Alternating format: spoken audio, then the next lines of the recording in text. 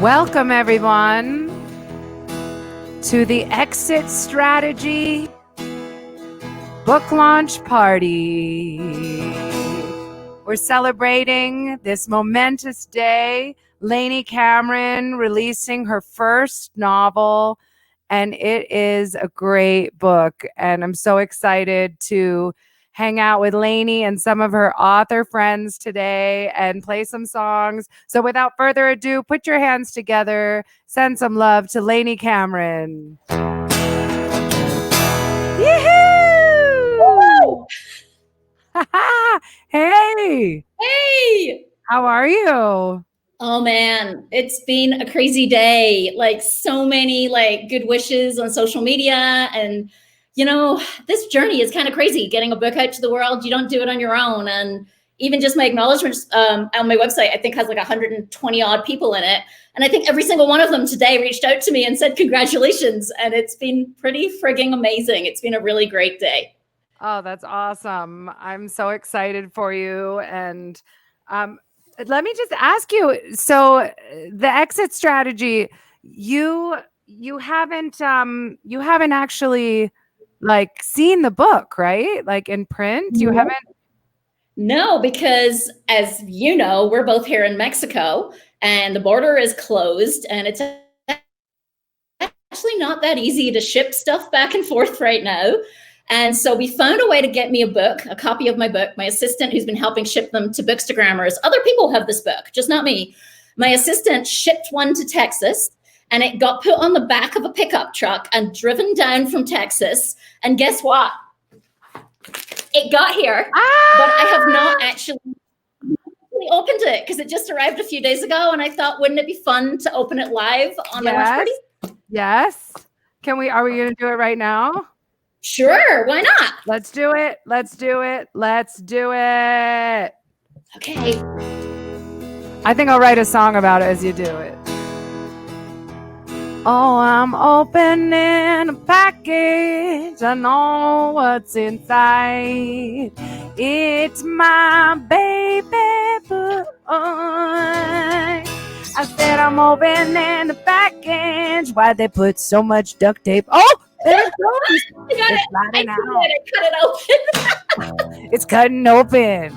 Here it is, the exit strategy. First time we hold it. Oh.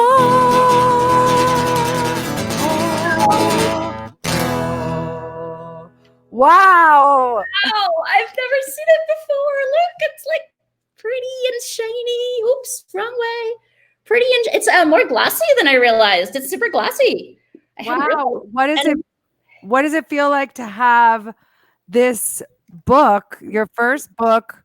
I believe it took you, how long did it take you to write this book? Oh, more than 4 years. But, I was new to writing. I came from a marketing world and I'd never written a book before. And when I started this, I didn't even know if I had the ending of the book. I started it not even knowing if I had the end of the draft. I'll start this and see if it goes somewhere. And then I didn't know how to edit. And so it's been this crazy journey of just learning all the different things you need to know as a writer, how to put the craft into it, how to get the backstory, how to get the emotion on the page, so many different things. And so it's so weird to go from 4+ years and hundreds of people helping me to holding this thing. It's real. It's actually a physical thing. Wow. And there's so many comments coming in and people that are excited about the exit strategy. And it really does not only does it look beautiful, but tell me about what's inside. What is this story about and why should we read it? Why should people be interested in reading it? Oh man. I can't stop touching it. Have you guys noticed? I'm okay, I have to just touch it. I mean, I would have it if I was there. Stop touching the book. It's a story about two women, and I really wanted to write a story that broke with the stereotypes that we have about women. And so I took a scenario where my main character is a venture capitalist. She's called Rin Brennan, and she's invested in a company that she's basically bet her career on. She's finally at that stage where she's going to become a senior VP. She's bet her career on this deal, except she finds out her husband's cheating. And that's where we are on the opening page of the book. On the opening page, she knows her husband's cheating. She knows the woman's called Carly, but she hasn't talked to him yet. And she's getting ready to go in and close this deal. And she comes face to face with Carly, the mistress, across the negotiating table as the owner of the company. Yes, I love that intro. It's such a busy page. I mean, everything's happening. You're like, what's going to happen next? I could just imagine the tension in both of the women's, souls as they go into that meeting. Yeah, and I really wanted, like I said, to break with the stereotypes. So although it starts there, which you could almost call a cliche, right? A wife and a mistress facing off. I really wanted to take the book in a different direction. I didn't want it to be a book that circled around the guy. Very often in those scenarios, the book ends up being all about revenge on the man, or the two women fighting over the man, or the two women unable to get on with each other. And I really wanted to show that that's not my experience of women. In my experience, women are bigger and better than that, and we know how to rise above that kind of bullshit. Sorry, we did say it wouldn't be PG. So for me, it was very important to take a different path and tell a story that wasn't the stereotype of the women not being able to get along, but actually was about how these two women were going to work through the situation and make it work. And ultimately, people are telling me the book is pretty uplifting. Absolutely. An empowering story about women rising up to their best and working together, for sure. Yeah. I'm so glad that you asked me to be part of this. We initially, when you told me about the book, I was so excited. That was maybe 6 months ago, and we were gonna go on a tour called what were we gonna call our tour? Books, Brews, and Badass Women. Yes. And this is definitely a badass woman book, but also has a lot for the guys out there, right? Yeah, it's been surprising because I wrote it with women in mind, but it's interesting that some of my early readers handed it off to their partner, whether it was their husband or whoever. Actually, my very first male reader was my cousin Paul, who I really didn't think it would be kind of his kind of book. And he called me in his middle of the night while he was still up reading it, texting me going no, it's really good. It's actually good. I like it. And I'm like, wow, my first guy reader actually likes it. Go figure. Fantastic. I love that.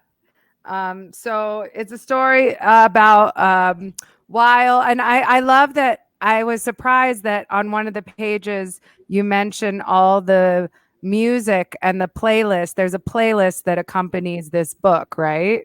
There is. In fact, the main character creates this playlist. She's in a really bad situation with her husband, as you can imagine. Discovering that his mistress is across the table is obviously, there's something going on in the background there that just didn't randomly happen. And so the husband isn't such a nice guy, we'll discover through the book. I won't say any more than that. But the pleasure to pump herself up as she's dealing with her husband and what to do about her marriage. She wanted some kind of pump me up music, and she deliberately chooses all the songs that her husband Todd does not like, because they're women music, they're woman power music, and he doesn't like woman power music. And so the list is called the STD playlist, Songs Todd Despises. That's clever.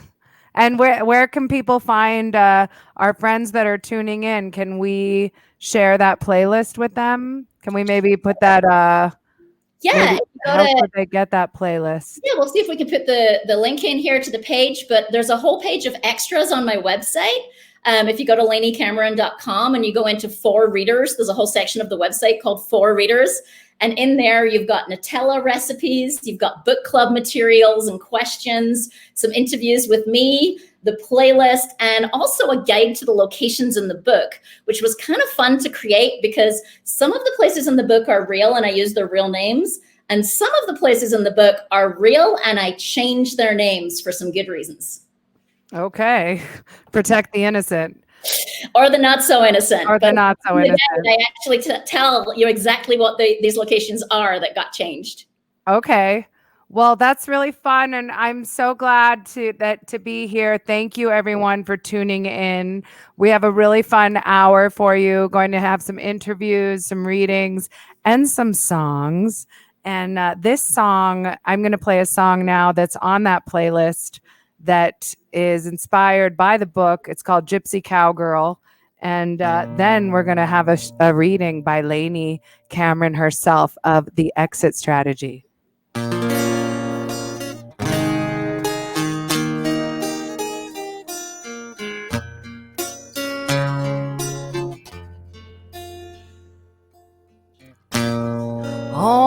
I'm the gypsy cowgirl, riding my way through a dream. Oh, people ask me where I'm going. I'm not really sure what that means. My feet are always moving, and where they stop, I call my home. I love big, and I love strong, and I'm not afraid to be alone. I hold on to nothing, and nothing's got its hold on me. And if you want to fall in love, you better read the exit strategy. All right. Yippee-ki-yay-cow, yippee-ki-yay-cow. Yippee-ki-yay-cow, watch out, here I go again. Yippee-ki-yay-cow, watch out, here I go. Yeah, here I go again. Ooh, ooh, ooh, ooh, ooh, ooh. If you need an explanation why I can't stand still, I'm traveling the world till I see it all, or at least until I get my fill. I hold on to nothing, and nothing's got its hold on me. And if you want to fall in love, first you gotta set yourself free. Yippee-ki-yay-cow, yippee-ki-yay-cow, yippee-ki-yay-cow, watch out, here I go again. Yippee-ki-yay-cow, watch out, here I go. Yeah, here I go again. Yeah, the time is dark inside my heart. The road goes on forever, paved of broken promises that can't be held together. But like a bird, I have to fly. I believe in better weather, and I'm doing the best I can to speak my truth and start again, and start again. All right. Yippee-ki-yay-cow, yippee-ki-yay-cow, yippee-ki-yay-cow, watch out, here I go again. Yippee-ki-yay-cow, watch out, here I go. Yeah, here I go again. Yeah, here I go again. Ooh, ooh, ooh, here I go again. Yoo-hoo! Ay, ay, ay. Ay, ay, ay. Oh, man. Good, Like, you're back. incredible. I love your singing every time. Oh, thank you so much. I never realized how perfect that song and this story are for each other. And I don't know if I made it clear earlier on the playlist that Liah's songs are on that playlist. When I had to put together a playlist of power women music, Liah was the first person I thought of, because I'm like one of her little groupies that follows her around to San Miguel. And she's not going to play my favorite song tonight, which is a little more explicit, which is the DICK pick song. But we can probably find it for you online. But, you know, you are a badass woman. And so it was a perfect fit when I was writing a badass woman playlist. Oh, well, so I was really grateful when I saw myself in your book. So thank you for the mention and for inviting me to be part of this really wonderful day. And your book, I love it. And so many people love it. All the comments that are coming in, just it's obvious that you have a lot of friends and fans already. And it's just the first day of your book launch. So can you read a little bit of your book for us today? Sure. And sure can. And just so you guys know, I can see every comment. I'm looking at them all as we go. So it's really fun to be able to see everybody there. Okay, so I've got my printout here. I think what I'm going to do is I'm going to read you the first page, and then I'm going to read you a little bit from the third chapter, and I'll explain why. The first page. So let's do the opening of the book. This is as the book opens. Here we go. Rin scrawled seething on a scrap of paper and crammed it into the feelings jar on her desk. She winced at the glare bouncing off the adjacent skyscrapers, streaming through the wall of windows into her office. The San Francisco weather gods apparently didn't get the memo. Dismal fog was the appropriate backdrop to discovering her husband's affair, not sparkly damn sunshine. She opened her valuation spreadsheet. Perhaps a focus on the data would calm the shitstorm rumbling inside her head. Pop's technique of stuffing unwanted emotions in a jar usually worked, but not this morning, and the meeting with the BioLarge startup started in 10 minutes. The promotion she'd been denied for 2 years depended on closing this deal. She refused to blow it because of an infidelity brain scramble. The rows of numbers blurred, and she struggled to recall her negotiation points as dozens of memories demanded re-examination. Todd's golf trip last month, with her, his mistress. 2 weeks ago, when his apartment development project required an extended stay in Nevada through the weekend, with her. Those loving texts when Rin was out of town.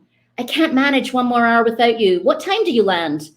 Not so loving now, just measuring how much longer he had, with her. She didn't know which hurt more, Todd lying or him finding this woman, this Carly, so special she was worth risking a perfect partnership. Rin stood and shook out her hands. If more time remained, she'd redo her analysis, but her brain had been buzzing like this since yesterday. Thousands of micro-deceptions, like memory popcorn, every burst a new realization of betrayal. So that is the first page. And in the next couple of pages, what's going to happen is she's going to realize that Carly is actually the person she's meeting with, that she's getting ready for this meeting in 10 minutes. And so I'm going to read you a little bit from chapter 3, which is a little bit further, because what's happened by now, and I'll let you read the book to see how it goes, but you can imagine that meeting where Carly and Rin face off across the negotiating table maybe doesn't go so well, right? It's not going to be pretty. And so this is the scene that night after that meeting has not gone well at all, where Rin is back home. And later in this scene, I won't read you this piece, but later in this scene, Rin actually takes a jar of Nutella and a spoon and eats the entire jar of Nutella with a spoon, which is part of where the Nutella fixation thing in the book and the party and everything comes from. It's a recurring theme. In fact, when I was working with one of my beta readers, they actually did a search and came back and told me, you know, you have Nutella 26 times in this book. Do you think you should tone it back a bit? And I think in the end book, maybe it's in there 23. So, hey, I listened to my beta feedback, but maybe not as much as I should. But anyway, this is the scene where Rin is at home after the meeting has not gone well. And we open in her house. The Macallan swirled in its crystal tumbler, radiant in the day's last light. Rin stood on the maple floor of her dining room and watched the golden liquid spin. The same whiskey she and Todd saved for special occasions. She took a deep slug, then placed the glass on the table next to her open laptop. Rifling Todd's pockets and rereading every message only confirmed her fears. After he arrived home tomorrow, there would be no more special occasions because his affair was clearly about more than sex. It wasn't only the L word sprinkled throughout their text messages. Todd and Carly appeared to spend more time in evenings at Carly's house than at the upscale restaurants he so loved. Todd was handsome, stunning even, with those emerald eyes and captivating smile. He didn't have to pass entire hours stuck inside anyone's home just for sex. And from the texts, it seemed their affair spanned not 6 months, but more than 2 years.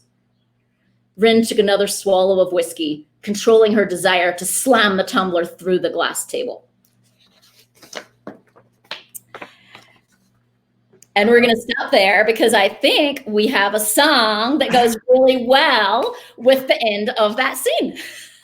Oh dear, whiskey, whiskey, whiskey. I can just picture her just getting, when I drink whiskey, I get fired up. And I did write a song about whiskey, and it takes place in Nashville, Tennessee, where I started my night in Nashville drinking whiskey. And I woke up the next day in Kentucky, wondering how I had gotten there. And so whiskey can be a poisonous friend and a truth serum. And this is the whiskey song in honor of the exit strategy. Oh, whiskey, you poisonous friend.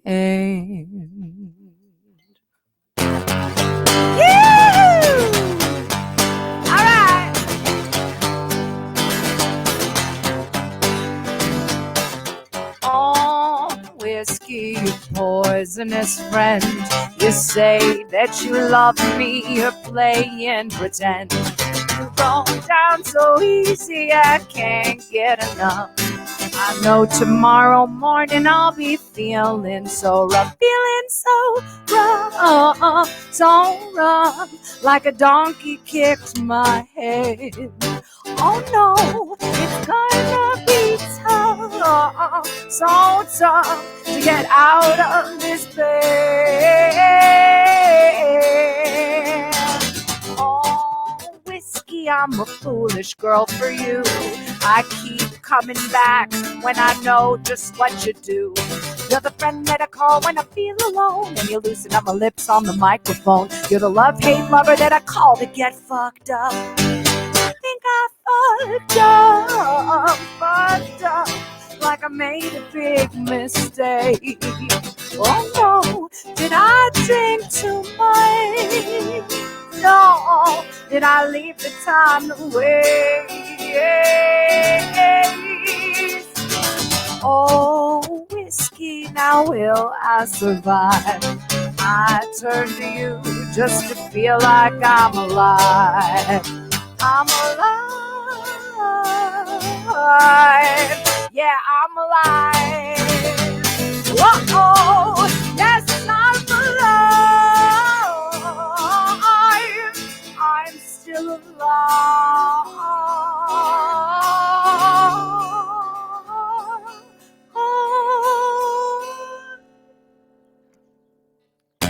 Oh, whiskey, you're the only one to blame for suggesting that threesome with your friend Cocaine. Now mascara's running up and down my face, and my clothes are exploding all over the place. There's no thinking when I go out drinking with you, but I'm alive. Yeah, I'm alive. Whoa, yes, I'm alive. I'm still alive. Oh, whiskey, you poisonous friend. You say that you love me, you're playing pretend. You go down so easy, I can't get enough. I know tomorrow morning I'll be feeling so rough. But oh, whiskey, baby, give me some. Ooh, your love. Yeah.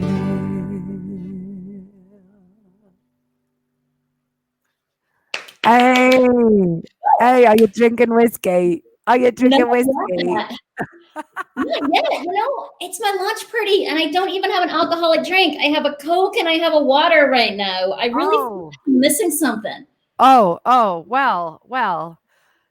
we have a lot of questions coming in, but let's first resolve this important matter of the non-drink in your hand, because we need to celebrate. So let's invite, how about we invite a special guest, sci-fi author and mixologist extraordinaire, Sara Bond to the party. Oh, hi, Sara. Yay! Yeah, we need Hey, to I'm fix so this, glad you're Lainey. here.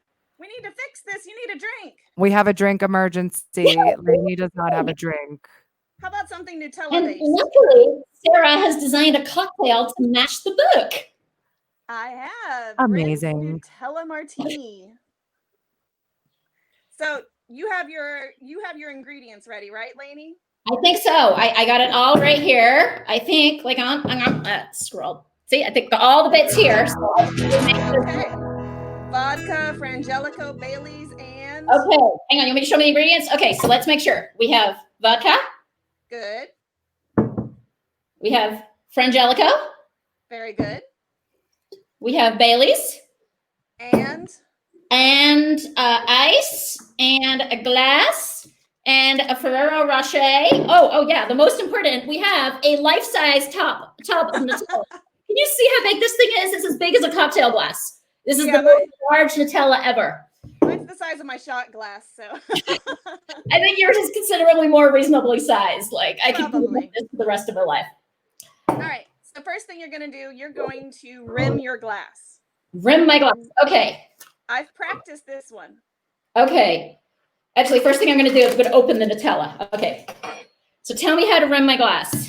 Get a regular spoon Okay. and get a small spoonful of Nutella. Okay. Take your glass, Got it. rub the Nutella along the edge of your glass, leaving it along the edge. Yeah. Okay. We're trying. It's a little messy. It's a bit of a disaster, but we're doing our best here. You know, it's Mexico. It's warm. Nutella is actually very melted. So. Well, sometimes you can, if it's warm, you can just drizzle it into your glass and then you have it all the way through. How's this looking? Does this look right? That looks close. There you go. That looks like a disaster, but it's good. It's a Nutella disaster. It's going to be tasty no matter what. It's so good. It's Okay. so good. Okay. Set it aside, and in your mixing glass, add some ice. This is my very sophisticated mixing glass known as a Starbucks cup. A tumbler will work. So add your ice. Mine's been keeping my champagne cold. Okay, we got our ice. And you got your In shot the glass? Nutella thing. I mean, in our Starbucks thing. Very good. Shot glass. Shot glass. Yep. Shot glass. All right, and there are a couple of variations with this. I like my martinis very strong because they're martinis. Okay. So I do 2 shots of vodka, 1.5 shots of Frangelico, and 1 shot of Bailey's. But if you want more hazelnut taste, add more Frangelico and less vodka. You want sweeter, add more Bailey's and less vodka. I like Nutella, so let's go for more Nutella-y hazelnut taste. Okay, so you're probably going to want to do 1.5 vodka, 1.5 Frangelico. Okay, here we go. 1.5 vodka, so 1.5 is like 1.5 shot glasses, right? That's correct. 1.5 ounces. 1. How did you learn to do this, Sara? Because you've been doing these pairings for a while with different books. Are you a bartender originally before a writer? Is it just a passion? So friends of mine are very good mixologists. I just enjoy it. I just play around and adapt recipes to what I like. But my friends used to have a bar in their basement, and I moved into their house when they moved to Seattle. So I inherited their bar and then got into the habit of mixing up fun drinks. Oh, nice. And you can see the fun all thing of Sara's pairings projects on her website. It's very cool. She's been doing it since like last year, and there's a ton of books. In fact, Alison, who's going to be on later, has a cocktail for her book. And what She's did got you an do? alcoholic Arnold Palmer for hers. An alcoholic Arnold Palmer. We'll ask Alison about that when she gets on. What did you do for your book, for Gravity's Air, which just came out? So I realized today that I have not done my own book. What? It's a little embarrassing, I know. Okay, so how much Frangelico am I putting in? Do 1.5. If you did 1.5 vodka, do 1.5 Frangelico. Okay. Yeah, this thing is alcoholic. Yep. Okay. Strong drink. Woo! 1.5 Frangelico. Here we go. Woo! And then 1 Bailey's. And what did you say you do if you want it sweeter? You put more what in it? Add more Bailey's. That's the sweet one in this. Yeah. So how many, sorry? 1? Just 1. Okay. Okay. All right, and then you're going to take your spoon. We're not going to shake this one because shaking it introduces too much liquid from the water and too much air, and it just waters it all down, and it doesn't work. So we're going to stir. Okay. Stir. Stir it up. Oh, I've got Nutella all over me. Look at this. It's a Nutella disaster. Okay, here we go. It's stirring. It looks really good. I don't know if I can try not to pour it on my laptop. That would be bad. All right, and you got your rimmed glass, right? Yes, my Nutella mess glass. Yes. Use your spoon to keep the ice from falling in, and then pour it into your glass. Okay, we got this. We can do this. Hang on. Have it back here. You can see it maybe. Maybe. Nope. Okay. Ooh. Oh. Oh, man. That looks dang good. All right, and your Ferrero Rocher, I actually cut a little divot into mine so I could put it on the edge of my glass. But it's kind of hard to do without splitting the Ferrero Rocher. Oh. Oh, yeah. Kind of hard. We'll just, yeah. Balance on the edge. I've got Nutella all over me. Now you get to Man, look at that thing, guys. It's amazing. Okay, let's taste it. Enjoy. Oh my God. That is so good. Oh, this is dangerous. I warn you people, if you make this, it is super dangerous. It is super tasty and super alcoholic, so probably limited to one or two. Oh, so good. Thank you. And you wrote the loveliest review of the exit strategy as well. Maybe we can put the link in the comments to the blog post, but it's so cute. You like actually wrote the most in-depth review I've seen of the book so far to go with the two cocktails. And thank you. You got to know the book to pair it with the right cocktail. You got to know it inside and out. So I'm glad you liked it. And I'm in the middle of reading your book right now, Gravity's Air, and I'm loving it. And she drinks neat whiskey, right? Your main character is a neat whiskey girl. So neat whiskey and red wine. Yeah, she's a hard as nails space pilot. So she likes the good stuff. I love it. I love it. Well, I think Liah and I are going to chat now. I think we're going to talk a little bit about the artistic process, I think. Well, cheers and congratulations, Lainey. I'm so proud of you. Congrats so much, Sarah. I really appreciate you coming on and doing this. Cheers. Cheers. I made a Nutella latte because I too am super tasty and alcoholic, so I don't drink alcohol anymore. Latte is the perfect solution. I liked the modification that you had for the non-alcoholic one. Lainey, you shared that one, right? Or was that Sarah's? It's a Nutella milkshake. It's really good. Yeah. So for anyone who doesn't want to imbibe, but cheers to you. I'm so happy for you. And that was super interesting. Congratulations. Congratulations. Cheers. All right. So I think we're going to talk a little bit more about the book. Let me just move my camera around this way so I can sit back down. So tell me, I was just wondering, what inspired the book? Have you worked in Silicon Valley? Yeah. When I set out to write this book, I had this idea. The first idea I had was like The Wife and the Mistress, and I wanted to write this non-cliche story that broke from the stereotypes and that forced them to work together. And the logical thing was, where should I set this story? Well, I'm like, I've worked for 20 years in Silicon Valley. It's what I know the best. So it made sense to set the story where I know it, where it's Silicon Valley. And the interesting thing, someone asked me the other day, they said, so did you set out to write a book about sexism?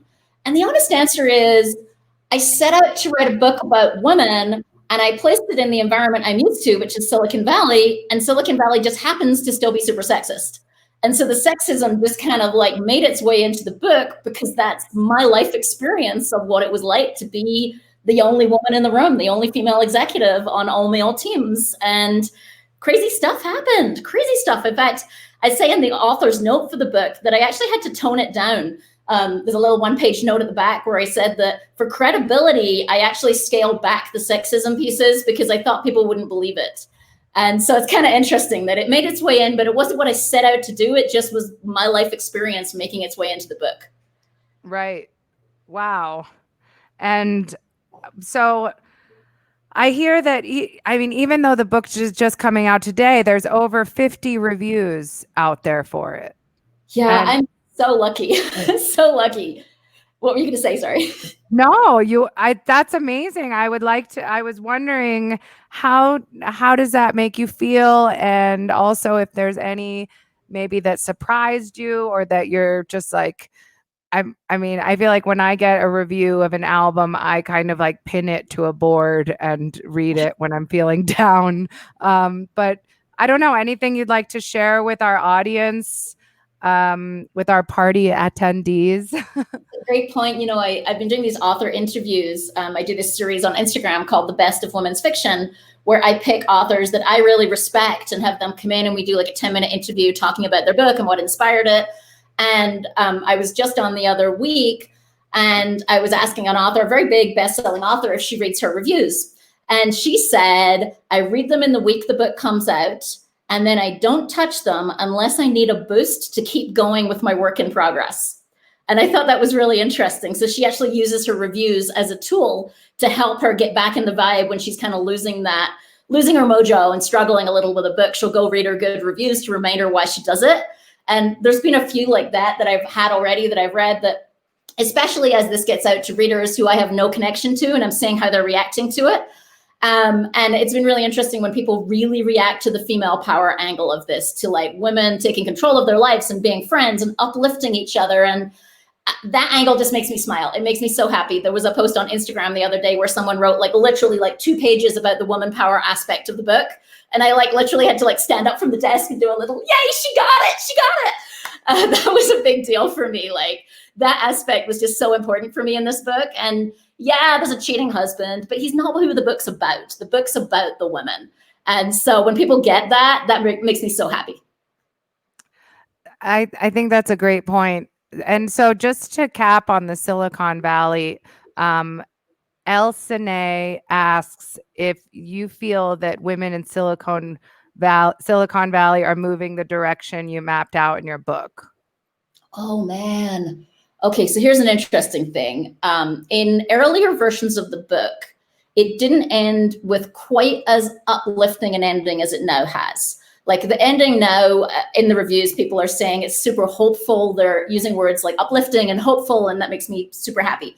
But in the original ending, I tried to hold closer to reality. And I was like, oh, you couldn't really go fix everything in Silicon Valley, so they're just going to have to live with some of it staying the way it is. And, you know, that's not a very satisfying ending for a book, right? Like in books, we want things to get fixed. And so I do think things are changing, but also not fast enough. I actually just did something on the extras page for the book last week. I recommended a whole bunch of articles on the state of sexism in Silicon Valley, actually books and articles. And it's not changing fast enough. And in some ways, I sometimes think we're going backwards because we start to pretend that sexism's gone. It's kind of like racism, right? We start to say, well, there's no racism anymore. Nobody sees color. And of course there is, and it's systemic and it's under the covers everywhere. And so I don't think that, I don't know, in some ways I feel like we stopped talking about it and therefore we're kind of letting it slide in some ways. But also I've been writing a book for 4 years. So someone who is 4 years more recent than me might have a different perspective. So now that you're an author, let's see. Lana Billman would like to tell you that you have great writing, Lainey. How does it feel to be an official author? Excited for you. Dang good. And it's awfully exciting. Where'd I put the book? I lost it already. It's awfully exciting to have a real book to hold tonight. I will go find it again. It feels really good. I suspect it's going to feel even better after I chug half of this very strong Nutella Martini. Well, I'll let you do that while we I'll play you this song about not giving up on your dreams and following that whisper of inspiration that I'm sure as a writer, you know, as writers, we feel that kind of whisper of inspiration. And sometimes we are tempted to give up, you know, along that road or settle, and we keep going. And that's what this song's about. It's called Waiting for the Wind. And then we're going to bring up a very special guest who helped you with this book process, right? Yeah. And thanks everyone for your questions. We'll get to them as coming up here in the next segment.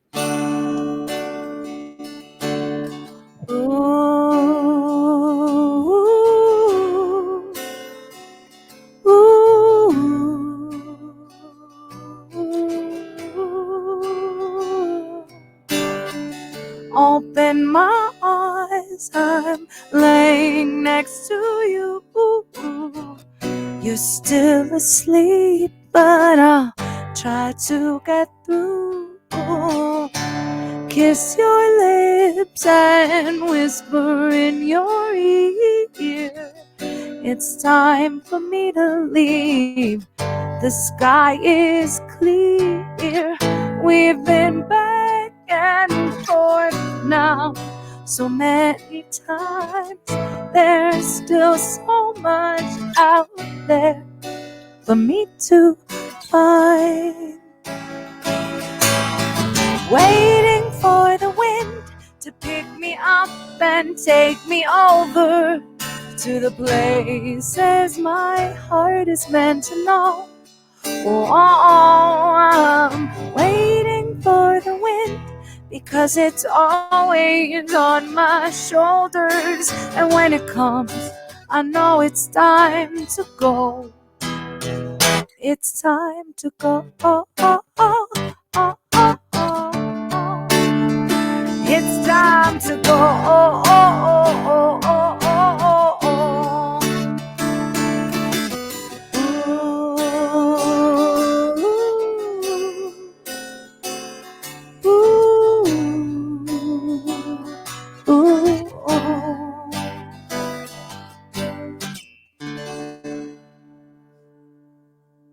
I'm just going to play a short version because there's so many good questions.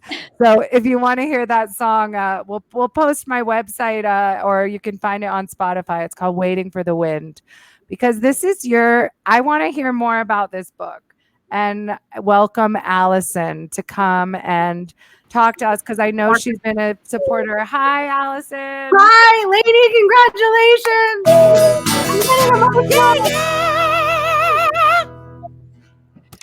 Oh, I'm so glad you're here. So I'm literally I'm getting teary watching. I'm so happy for you. And Alison is like representing the community of all the amazing people it takes to put a book like this into the world. See, the martini's already getting to me. Like, I am so grateful, like, for all the people who've helped for this book. With this book. Wow. Hey, writer me, talk good. You speak words to page. It's amazing the help and the work that it takes and the number of people involved in bringing a book like this to market. And Alison has been my writer buddy since the beginning. I mean, I don't know how many versions of this you read, right? Like many, more than 2 different versions. A lot. And the crazy thing is I loved it the first time I read it, and somehow you keep making it better. So it's been really awesome to watch you grow as a writer and the story gets stronger, and like, it's here. It's so exciting. Oh, it's real. It's physical. It's in my hand. My copy is waiting for me in Chicago. So I've got the digital one here. Oh, look at that. It's shiny. Yay. So the coolest thing though for Alison and I is that we ended up having the same launch year. So that is not obvious in the publishing process. In fact, Alison signed her contract 18 months before me, more than a year before me. And 2018 was mine. Yeah, 2018. And I didn't sign until the end of 2019. And it's just the difference between a small publisher versus a big publisher and publishing timelines. And Alison's book came out in April. It's amazing. It's a tearjerker, also uplifting. Go on, show me the cover. There you go. But Alison helped me every step of the way. And so I'd love to ask you some questions like, what would I ask you? Is there anything you would change in the process, right? You're a couple of months past this now, right? You're out there with your book. Like, what have you learned? How's it felt for you? You know, I think, well, first of all, when we were talking the other day that when you got your contract, I was so excited that we were going to be the same, like like launch year. And I was like, can I add you to the 2020 group? Can I add you to the 2020 group? I haven't signed it yet. You can't add me until I sign the deal. And you like signed it. And I was like, now you're in the group. Can you help us? Because we need your like brilliance. But no, I mean, I think that we've all been learning together. And I think that we've had, there's so many people, like we're both lucky being in WFWA and having so many people that have come before us. And now it's really exciting that we get to help the next group of writers coming up. But I also feel that everything for us is different because of this like global pandemic situation. And so I feel like, somebody in our 2020 group just today, I think, posted that like we have the hardest year to debut. 2001 was also hard, but our group is, but we've got a great group and doing it together has been awesome. And I'm so happy. Like, I'm just so excited for you. Oh, thank you. Thank you. Help me talk a little bit about the book, because you've read multiple versions of the exit strategy. Yeah. So if you were describing to someone why they might want to read it, what would you say? I think you nailed it. I think that it is about empowerment and female friendship and strong female characters. And I think that it's that, what I love about it is that unlikely connection, because, in the very beginning, you set up when, there's this like anger and their hatred between them. And I don't want to spoil it for people who haven't read it, but Carly has no idea. Like she literally doesn't know that, Todd is such a like terrible person that like she has no idea. And I think that the evolution, and I think you worked really hard on that through the drafts, is making Rin more likable. Because I think that like women have a reputation or a lot of times if people see strong women, they think not kind thoughts. And so I think you worked really hard on making on Rin likable, which I liked her from the beginning. But and I was teasing you earlier about your reckon. Words that got removed from the book. My editor at the Wild Rose Press, who are amazing, she noticed that I overuse reckon, which apparently is a Southern thing and a Scottish thing, but not the rest of America thing. So my characters were forever reckoning this, and she reckoned this, and she reckoned that. And she also noticed that I really overused to. So I didn't know. Yeah, your editor did that. Yeah. As in the word to. And so she opened the door to see what was on the other side, which is a little bit of telling as well. Because instead of like having the reader work out why she opened the door, you're kind of telling them the answer. So my editor actually had me go through the book and really look at every single to in the book and whether it could be removed. I believe I had 2,500 or 3,000 word to, and I managed to take out about 600. I kept getting updates from you. Like you would send me a message like, I removed 200 twos today. I love this. I don't want to do this. I just have to say that I've reckoned a time or two. You've reckoned a time or two. I reckoned. The word, the reckoning. She reckoned. I think it's a wonderful word. I don't know why I can't use it. And I have a question for you. I know there's so many questions in the chat, but hearing the first page and just hearing you read your words is just so cool. But if you had a feeling to put in the feelings jar today, what would it be? Oh God, it's got to be gratitude. It would be far and away gratitude. Like so many people, like I said, have helped, and so many people have wished me well. And I've been really surprised today by the people who've shared the book, like really well-known authors who've shared it. And, when they put their reputation on the line and say, hey, this is worth looking at, they're kind of using a little bit of their brand juice, right? They're kind of putting their reputation out there when they support a book. And I would tell you that 3 of my all-time favorite women's fiction authors all shared the book today. And each time I had a moment of like, oh, that just happened. Well, and I think that's a testament to you and the book, because to your point, like people could love you, but it's their brand. And so if they don't love the book, they may be like, congrats, but they may not share it. But like, you are a light, like a bright light of a human, and you have helped so many other writers that like, it's only right that so many writers are helping to lift you up because you've done it for them. But to your point, they wouldn't have done it if the book wasn't brilliant, which it is. Oh, now you're going to make me cry. I'm getting emotional. I'm so happy for you. Oh, thank you for joining today. And I really appreciate you being here because to me, like, it's not a party if you don't invite your friends, right? Like, you have a party, you throw it with your friends. I heard that from Dan Blank. That was actually completely stolen from Dan Blank, who writes about how to be authentic in the world as a writer and on social media. And his point was, if you're going to throw a party, do it with the people you enjoy being around.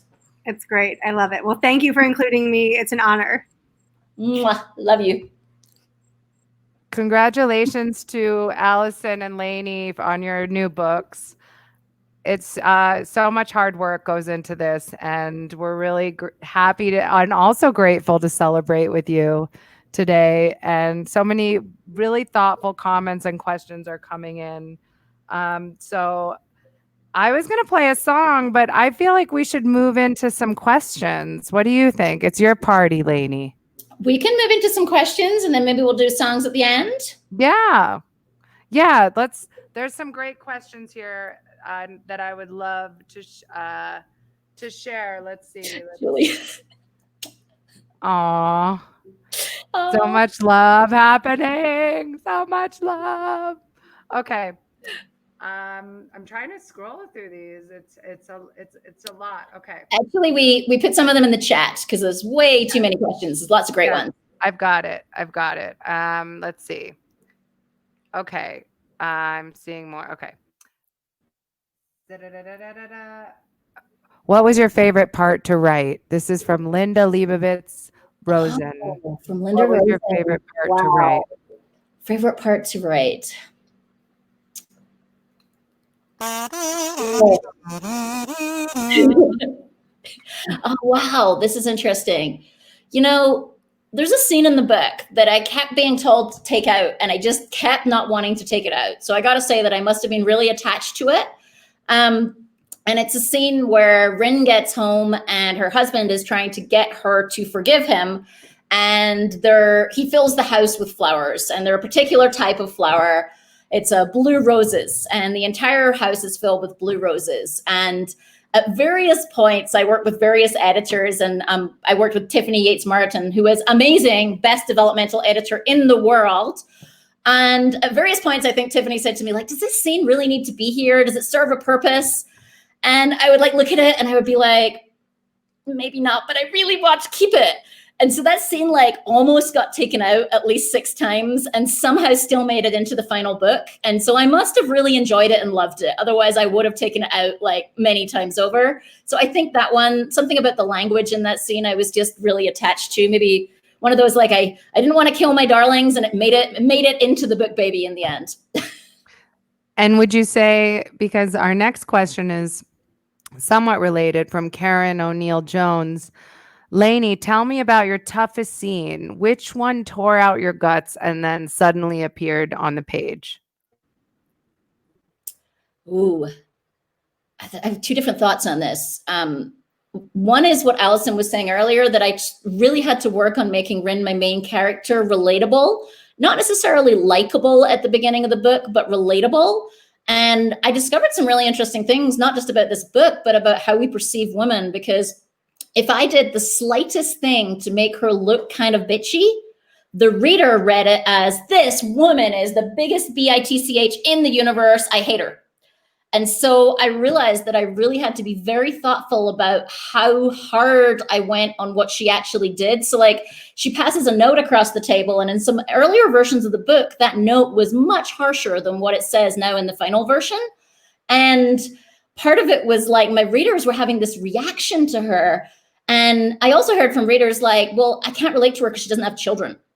And so it was really hard. I was like, what? You can only relate to women characters who have children? That's a ridiculous thing.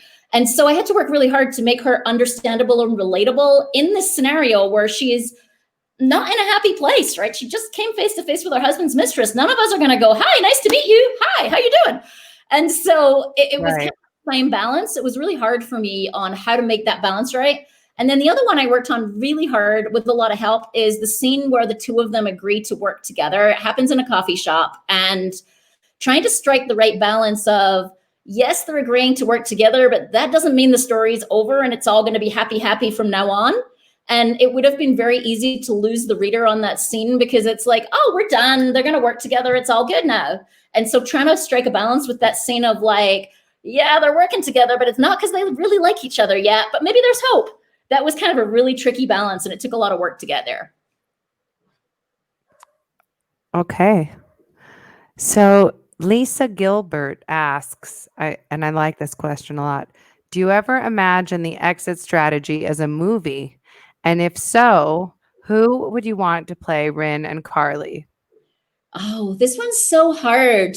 You know, it's funny because I'm not the big TV movie person. In fact, my husband laughs at me because my idea of binge watching a show is we make it through like an episode and a quarter. And we make it like a quarter of the way through the second episode. And I'm like, okay, that's enough TV for me. I'm done. That's good for this week. And so. And then do you pick up a book? Pardon? Or write? And then do you pick up a book or write? I would rather pick up a book or write or get stuck in social media, if I'm honest.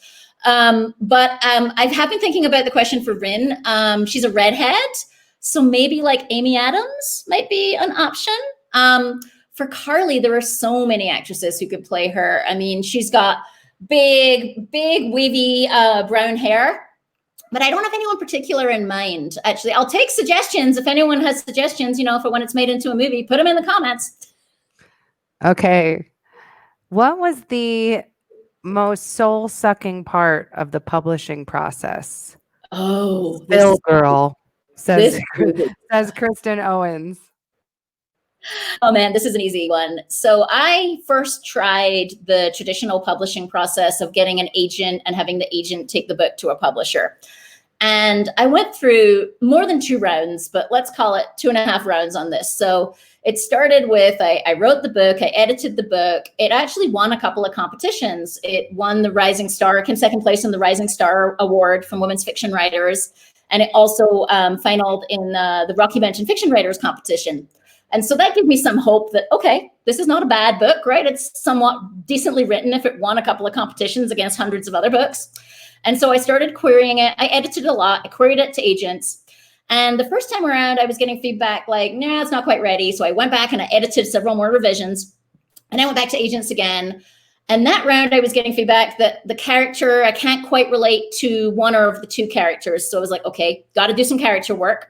So then I spent a year and I edited the book 3 times. I rewrote it 3 times over a year, working with an amazing developmental editor. And then I thought, it's ready. This editor, Tiffany Yates Martin, she's amazing. She knows what she's talking about. She says it's ready. And so this time I took it back out to agents and I queried 135 agents in total. I got close to 40 requests to read the full book, and every single one was a rejection.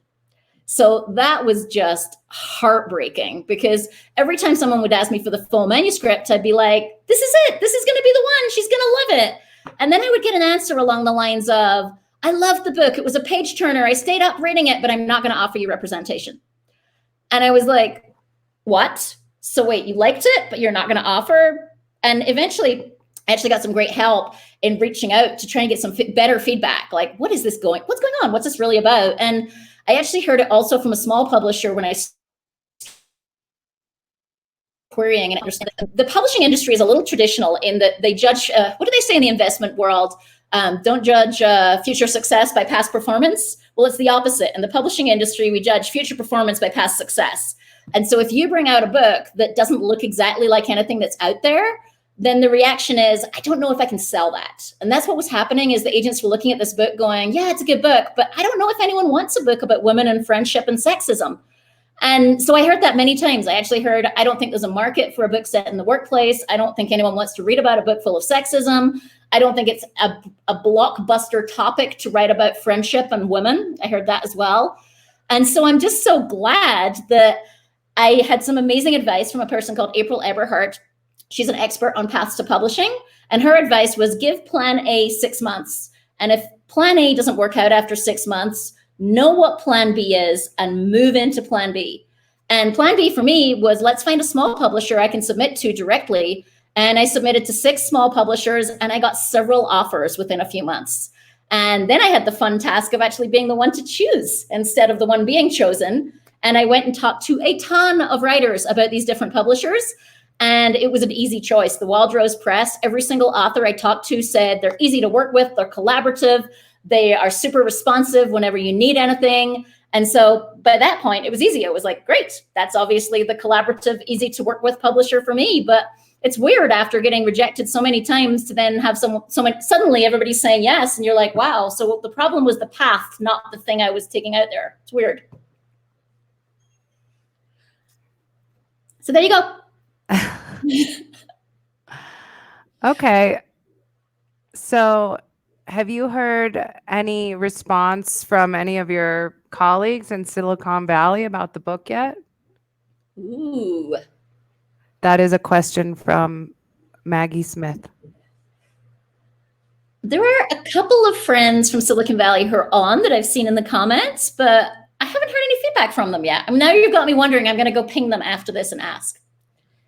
Anyone from Silicon Valley, let your opinions be known. We want to know.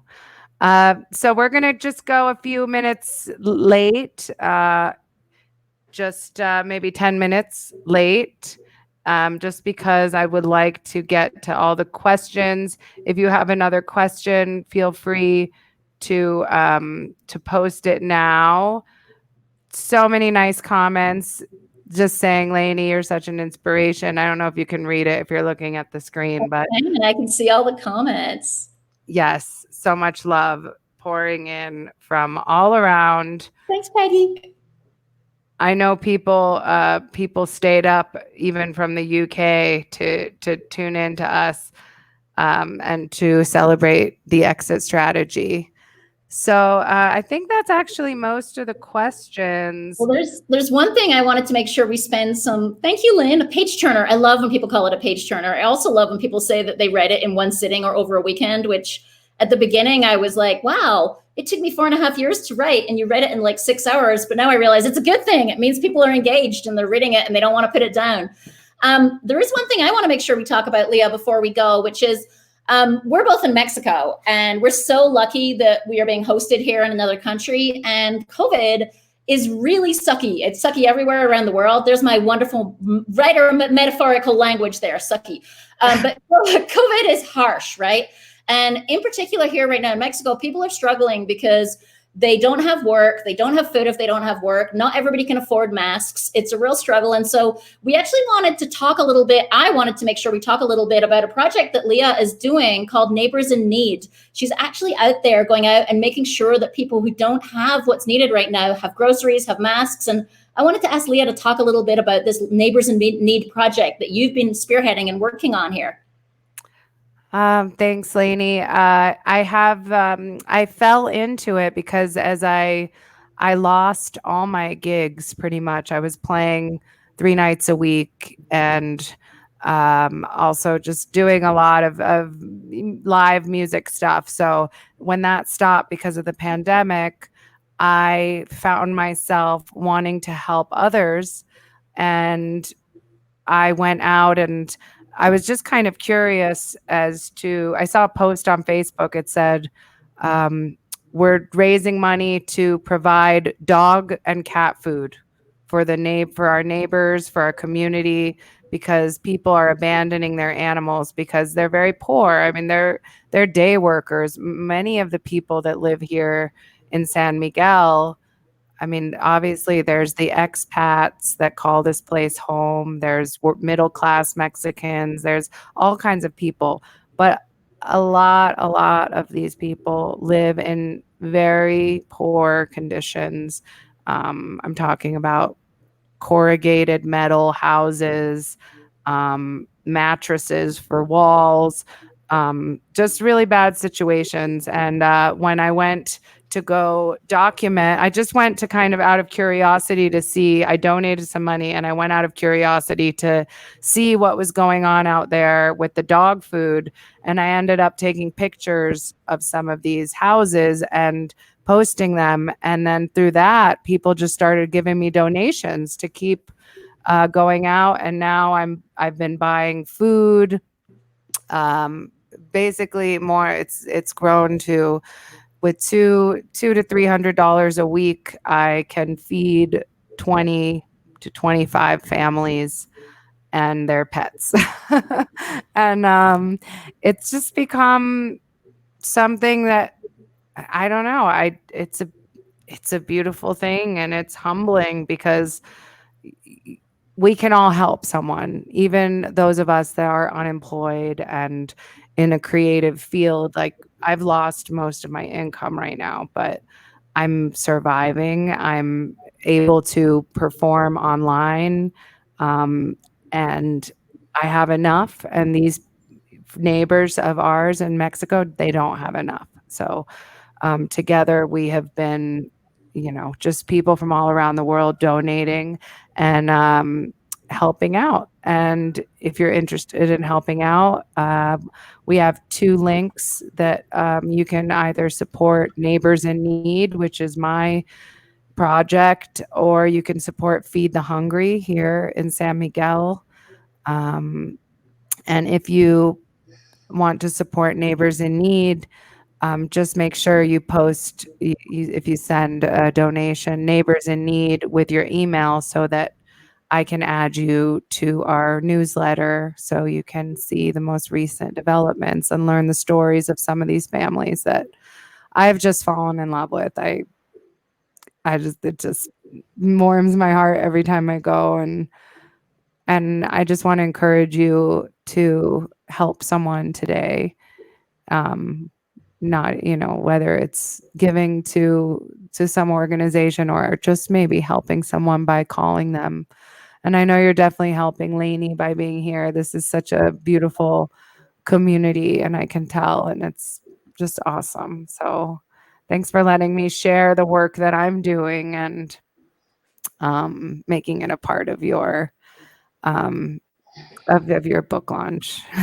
Thanks everyone for being here. And we can take that off the screen now, so we can say bye to everybody. I'll put the links in the Facebook event chat as well, or somebody will. We'll make sure the links get there too. But I just felt like I'm so lucky that I'm being hosted here, that Liah and I are able to keep going. And like you say, it's not easy for artists right now, and it's especially not easy for people who get paid by the hour and by the day. And then the businesses that they work for get closed down, as they should be, because it's not safe for everybody to be out there. But it's scary when you see that not everybody can afford things like masks that we take for granted. And, it's like sometimes you're wandering around a place like San Miguel and you're thinking, well, why isn't everybody wearing masks and being safe? And not everybody can even afford a dang mask. That's so ridiculous. And so we wanted to highlight something that Liah's doing and things that are going on here locally that are really making a difference. And I'm so grateful to everything that you're doing, Liah. Thank you. Thank you. And thank you for inspiring us all and bringing us all together tonight. And thank you for being part of this party. And I am so happy and grateful to everybody. And I'm just going to end by saying cheers. And there you go. Liah's information, the official Gypsy Car Girl.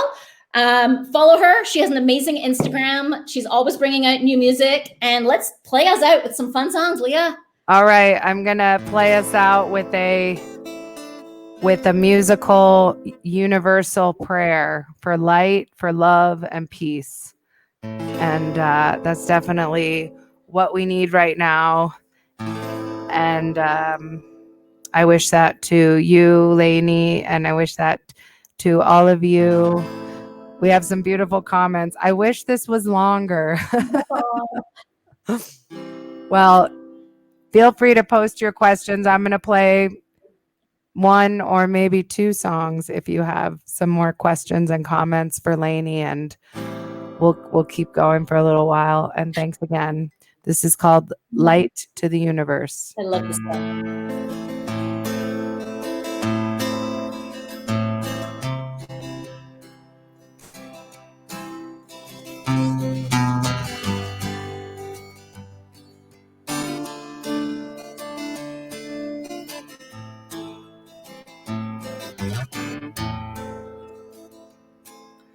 Love before me, love behind,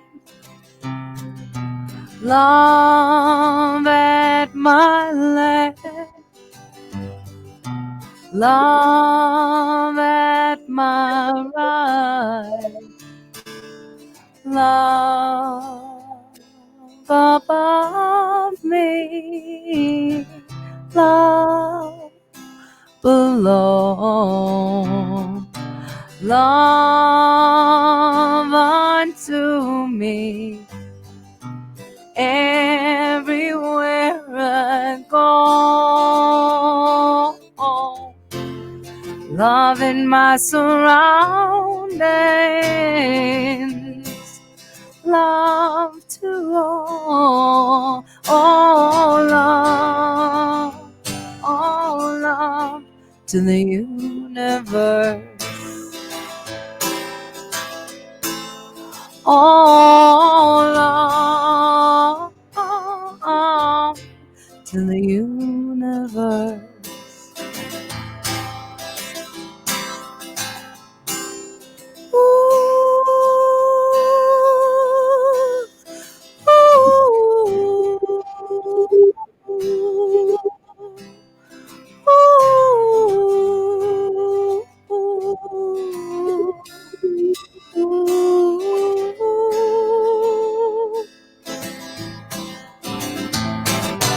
Peace before me, peace behind, peace at my left,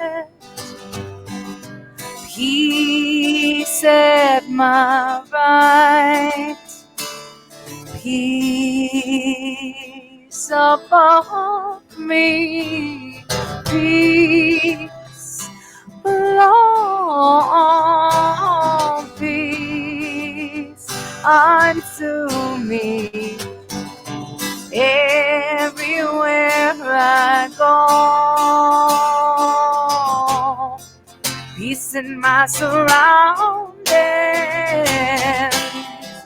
peace to all, peace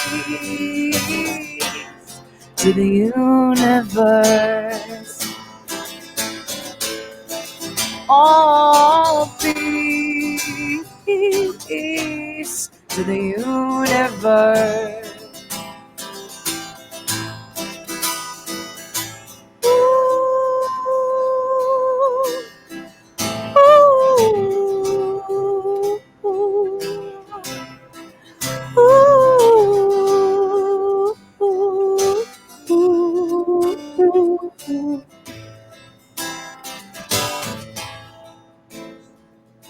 Light before me, light behind, light at my left, light at my right, light above me, light below, light unto me. Everywhere I go, light in my surroundings, light to all light to the universe.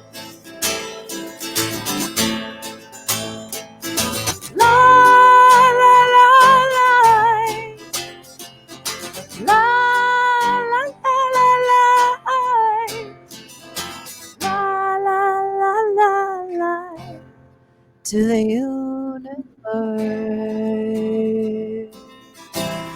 Ooh, ooh, ooh.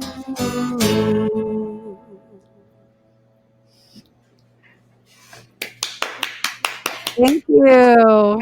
Yay! Yay! Happy exit strategy. And I got to give a call out to, if it seemed like this went smoothly, the man behind the scenes was Hubby. Didn't he do good? Like, Hubby, yay. Eric. Yay, Eric. Great job. So proud of you. Congratulations. I love you. You just appeared for like a second. I know. That's just like in and out. Here I am. Goodbye. All right. Thank you so much. This was amazing, everybody. Liah's music is so great. I think we got the links in there. If you want to follow her. She's always bringing out new great songs. If you want to go find my favorite song, we'll work out where you can find it. It's called Unsolicited Dick Pic. Yes.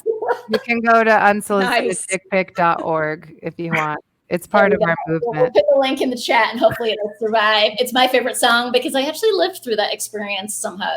So well, you're famous now, so expect lots of more. Yeah. All right. Thank you so much, everybody.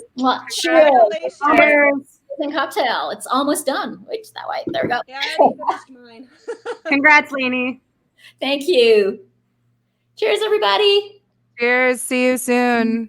Mwah. Mwah.